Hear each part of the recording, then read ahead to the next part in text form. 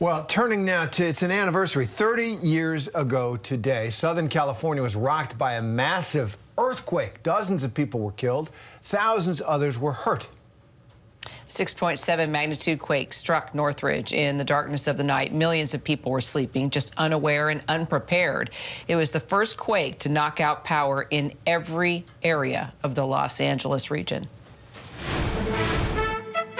From ABC, this is World News Tonight with Peter Jennings, reporting tonight from Los Angeles. Good evening, everybody. It was 30 seconds that seemed like an eternity. To say that this part of the world has been badly shaken is more than a play on words. It's true.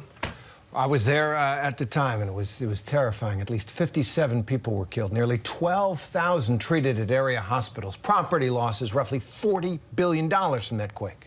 Our Will Carr is in Southern California, and Northridge, they're marking this day, going back and just remembering the footage there. Peter Jennings will never forget it. He was there on the scene. You were there. I'm from there. A lot of my family members impacted that day. Why talk about today, 30 years later, Will?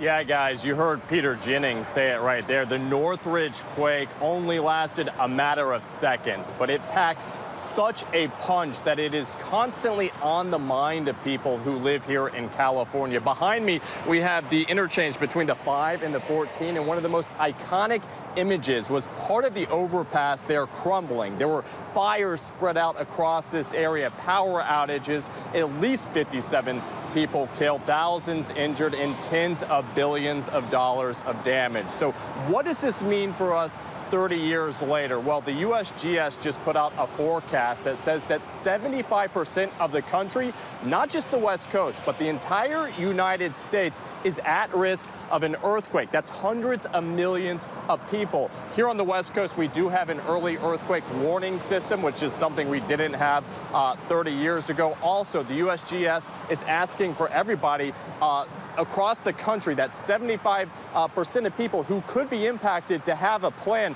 So I want to show you guys part of my plan, which is I have an earthquake kit in my car, water, first aid kit. I got a bag here that has a blanket in it in case you're in overnight. And Kira and Terry, one of the most important things that I got about 3 or 4 of these guys in my car, in my bags, is a whistle, because you never know where you're going to be. You might lose your voice along the way, and a whistle, as simple as it may seem, may be the thing that could save your life. Guys. Wow. It's amazing, that kind of preparation. And you talked about the early warning system. I remember a couple of days before the Northridge quake, I was in a movie theater, and there was a little soft rumble through the movie theater. A lot of people got up and left. I thought, okay, well, that's my earthquake, because I'm from the Midwest, right? I'd never felt anything. And a day or two later, wham.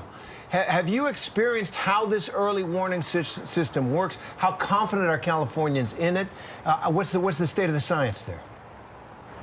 So in recent years, it's been getting better and better. The way it works right now is there's 2 things you can do. You can actually download an app called the MyShake app, or you have your cell phone. It's part of the emergency alert system now. So if there's an earthquake of a magnitude 5 or higher, you're going to get that alert on your cell phone. So you look back 30 years, technology has come a long way. They're still tweaking this. Knock on wood, thankfully, we haven't had a huge one yet where everybody got these alerts, but there have been some smaller earthquakes where the system has been very successful. So it is good to know that the technology is constantly improving, guys. Absolutely. Will Carr, thank you very much for that. Took me back, for sure. Thanks very much. Hi, everyone. George Stephanopoulos here. Thanks for checking out the ABC News YouTube channel. If you'd like to get more videos, show highlights, and watch live event coverage, click on the right over here to subscribe to our channel. And don't forget to download the ABC News app for breaking news alerts. Thanks for watching.